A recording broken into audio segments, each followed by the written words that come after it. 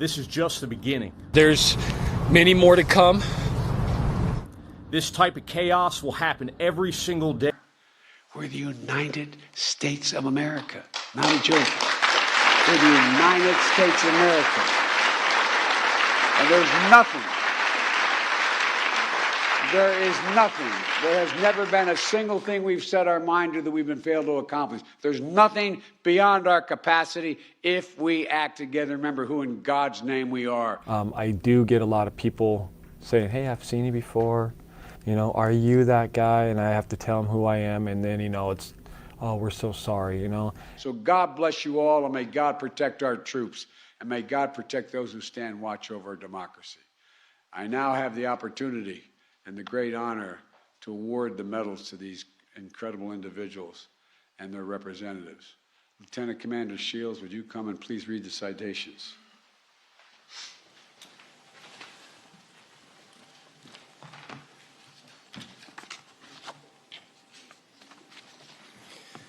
The Presidential Citizens Medal recipients to protect the right to vote and the integrity of our elections in the state of Michigan.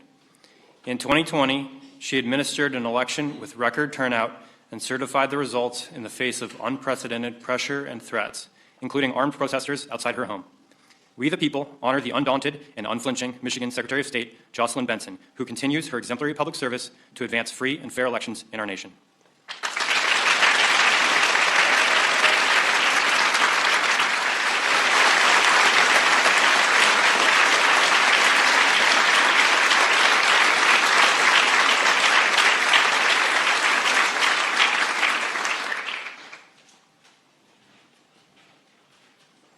Michael Fanone.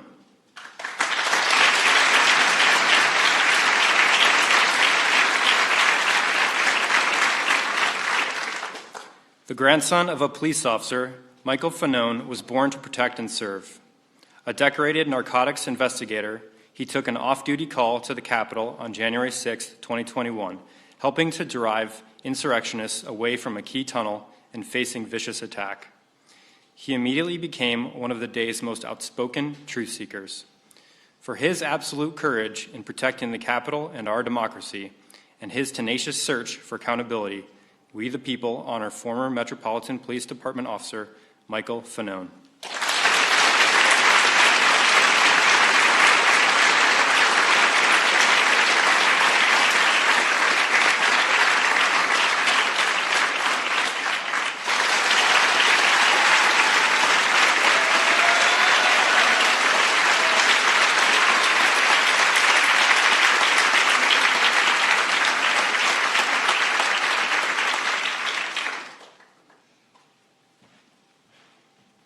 He suffered on January 6th at the hands of the rioters who stormed the Capitol.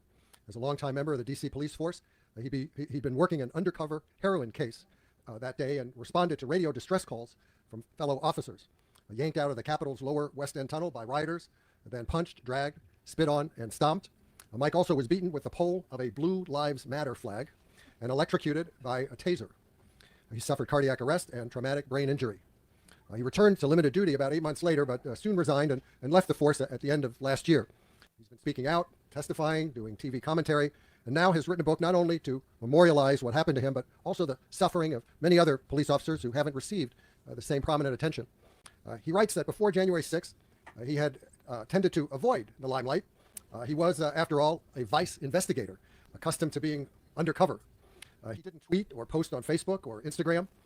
But now he's emerged as a forceful advocate for fellow officers and for fixing much of what he sees as wrong with our political discourse, with Donald Trump and other Republican leaders, with the nation's approaches to law enforcement and other topics. Mike's book, Hold the Line, is like him, plain-spoken and direct. And I suspect this evening he won't be holding back. Delighted to have him moderating today. So, ladies and gentlemen, please join me in welcoming Mike Fanone and Eric Swalwell.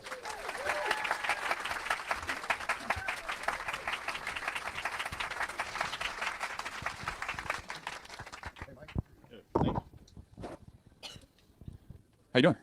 Good. How are you? Good. Good. Well, welcome, and thank you to Brad and Politics and Prose for hosting this evening's conversation about Hold the Line, which, by the way, is holding a spot at the top of both Amazon and Barnes & Noble's bestseller lists. So that's got to be pretty exciting for you. Who would ever thought? Yeah.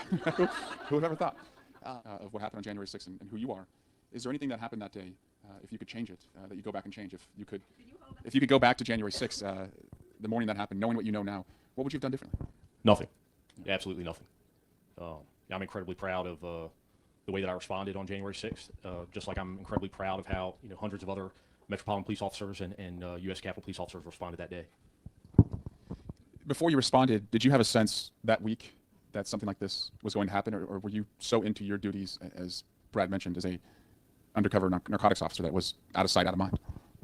Well, I mean, I was certainly aware of the potential for violence on January 6th. I'm an American. I don't live underneath a rock. I saw, the rhetoric that was being used by the former president, in a hand-to-hand just battle. His body cam rolled as he was pulled into the crowd of rioters outside the Capitol and attacked. I was tortured. I was beaten. I was, struck with a taser numerous times at the base of my skull, and I posed no threat. At one point, you were unconscious. Correct. How was that like a necessity other than the fact that they wanted to torture an officer? And if they're willing to do that to you, they were willing to do that to a member of Congress. Absolutely. If I could guarantee one thing about the new House majority, it's this. This is just the beginning. This type of chaos will happen every single day in the House. As some of the most extreme politicians our country has ever seen hold our democracy hostage. People I put my life at risk to defend are downplaying or outright denying what happened. When you hear people saying, let's just move on as a country, what's your response to that? I mean, that's an arrogant thing for someone to say that was not there. If the 850 MPD officers picked up the phone and called me tomorrow and said, hey man, we just want to move on, we're done, then I might rethink what it is that I'm doing. But I know that that's not the case. And I would hope that, my experience that day would give people pause to think about fear-mongering and hateful rhetoric. On the macro level, it's representative of, something deeper, more troubling that we've been experiencing in this country. Hundreds of people packed a Camarillo funeral home to share stories about the young man killed in the shooting at Borderline Bar and Grill. My heart is ripped out from my chest for my son. What somebody else did to my grandson. Cody's family says they're working on forgiveness. To the mother of the shooter, it is not your fault. As they remember their now guardian angel. Stay strong. Keep your heads high and let his legacy fly. This hour, parents are still looking for their kids. As you can imagine, there was so much confusion when the gunfire broke out. So joining us now is Jason Kaufman. His 22-year-old son, Cody, was inside the bar and is missing at this hour. Mr. Kaufman, thank you for being with us. We want to help you try to find your son, Cody. How do you know that he was in the bar? He said goodbye to me last night before he walked out the door to go to Borderline. And is that the last time you spoke to him? That is the last time that I said goodbye to my son. I see that you're at the hospital. Have you checked? What has the hospital told you about who's in there? I am not at the hospital right now. I'm actually at the teen center where they tell the parents to go to basically wait for information. Have you gotten any information? I have not. I am in dark right now, and it's actually tearing me up. Jason, we can only imagine how excruciating this is. The not knowing at this hour where your child is. Any parent can imagine the horror of that. Have you spoken to any of your son Cody's friends? Actually, yes, I have. We got woke up last night around 1 a.m. by some of the girls, Cody's friends, knocking on our door, saying that there was a mass shooting at Borderline. Some of his girlfriends got out, but they didn't know where Cody was. Did they describe to you anything about the scene? Chaotic. Just like a normal shooting would be, it'd be very chaotic. There's only two entrances, one entrance and then one little exit. So I would figure that a very crowded bar would be very chaotic. What happens when you call his cell phone? Nothing. It just rings and rings. Where you are right now, where the parents are being, assembled, have they been able to tell you, is there a list of who's injured and who may be at the hospitals? No, they have not released any names of any victims or anybody that's at the hospital. They won't say anything. My next step from here is to go to the hospital just to see if he is there. Are you allowed to do that? Are police allowing you to go to the hospital to do this on your own? I don't know, and I don't care, really. I mean, this is my son. If they have anything, then put themselves in my situation. Tell us what we need to know to help you with Cody. Tell us about him.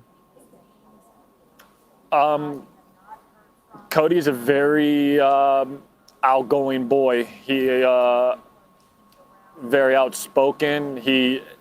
I'm afraid that Cody ran to the gunman instead of ran away from the gunman. That's the kind of boy that Cody was or is. Yeah. I'm sure he was there helping, shielding anything or anybody that he could. I know that he went there with a few of his girlfriends. So I'm hoping that he's okay. Of course, of course. Did he go there often? Yeah, it is a very local place where 18 and older can go, and they can basically just let loose and do a little country line dancing. So yeah, he goes there a couple times a week. How old is Cody? Cody's 22 years old. Have you tried to go to the Borderline bar, the scene of the crime? Have you gone there yourself? Absolutely. You are not allowed past a certain point. They have it roped off, and you're not allowed past a certain area. So I have definitely tried to make my way to the Borderline to see, but I have been turned around. Jason, it's just excruciating. I mean, all of us, anyone who's a parent can imagine. I mean, the few times when we don't know where our children are, not even in these dire situations, it is horribly nerve-wracking, and you just feel sick in your stomach. And we can only imagine what you and your family are going through. Do you have a plan? What are you going to do next? I don't have a plan. My plan is basically just wait, go to the hospitals, and hopefully get a phone call from my son or from one of his friends that he has contacted. He hasn't contacted anybody. Even his best girlfriends are out just waiting for him. So we're thinking that in the chaos, he might have dropped his phone and ran, but I don't know. I'm hoping for the best, but I don't know what else to do. I don't think there's anything else you can do. Does anyone have any information? Everybody is in the dark. Everybody that come here, we all are just waiting and hoping that we don't hear that name come across. Are there authorities there with you? There are, I think, a couple police officers here giving some interviews, but other than that, no. Well, I mean, I guess my question is, are they updating you? What's going on inside there? Are there any authorities who are telling you anything? No, they're not. It's just a waiting game. They tell you if they have information that they'll get back in touch with you. So that's all we have. We are doing that. We're just in a holding pattern. Just a holding pattern here. Yeah. Well, I know that everyone listening is saying a prayer for you and for Cody, and praying that you find him very soon, and that all of the parents there with you at that teen center get some word very soon. Jason, we're thinking of you. Please come back to us when you hear anything. I will. Thank you very much. Thank you. Okay, that is the absolute worst situation you could ever be in. Hoffman, their son, killed in that shooting. Good morning. Thank you guys for being here. It's such an honor to have you. Thank you. It's hard to believe it's been almost 7 months since that night. I know Aurora was born 3 weeks after. How are you guys doing? Days seem to just keep moving. We're still everyday cry. We still try our hardest to just move forward. And she is definitely the highlight of our life. I mean, we still have 2 other boys too. They're the highlight too, but she definitely is the joy that we need in our life. Well, she's the youngest and she is a girl, so yeah, that's what happens. Take you immediately out to California. This is Jason Kaufman, who's just learned his son was among those killed in that bar where the shooting was last night. Oh, Cody, I love you, son. And I just want to thank everybody that let me get out this morning just to put his face on the news. That this is going to be an absolute heart-wrenching time for me and my family. I just want to say thank you to every one of you. KTLA 5, thank you.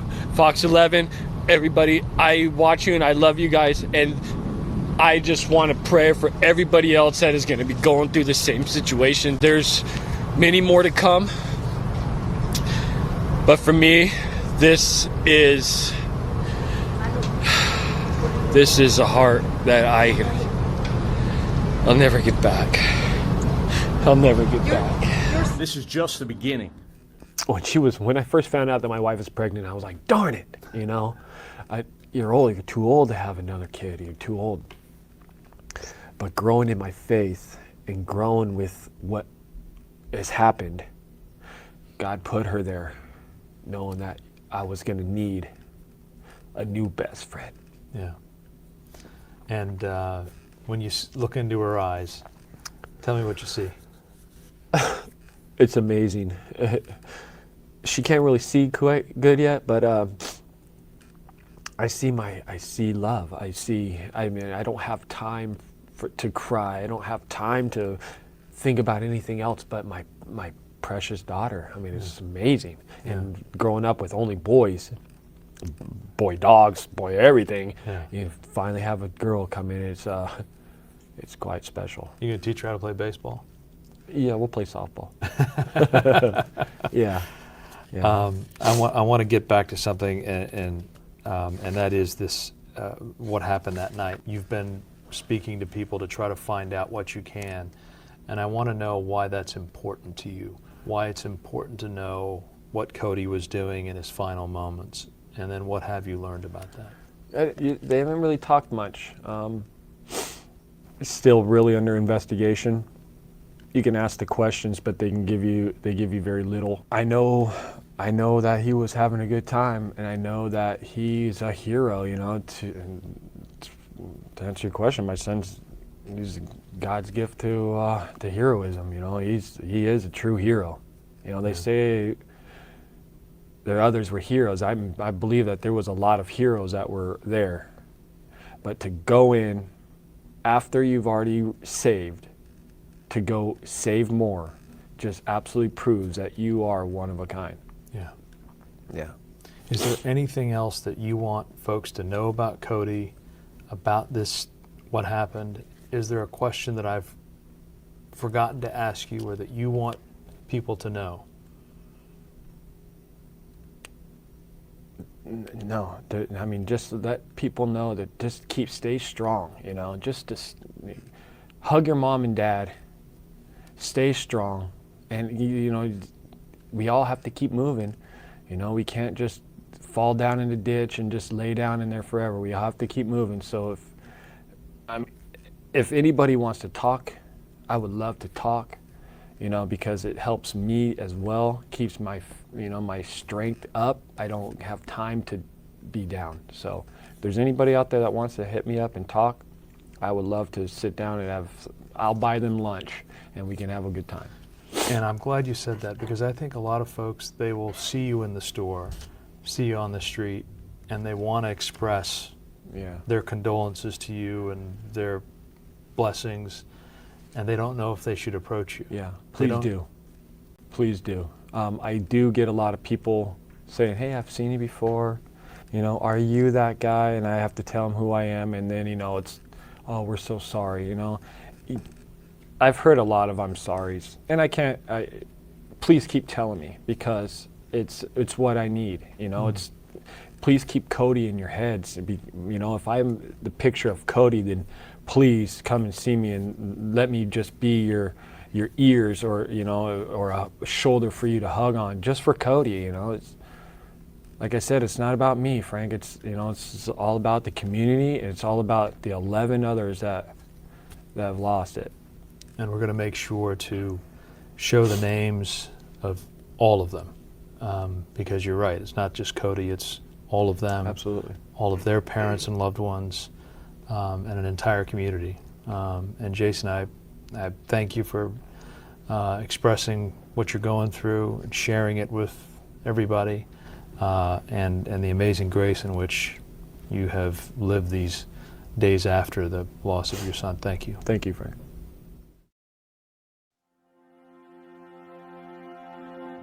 This type of chaos will happen every single day. He writes that before January 6th, he had tended to avoid the limelight. Everybody is in the dark. There's many more to come.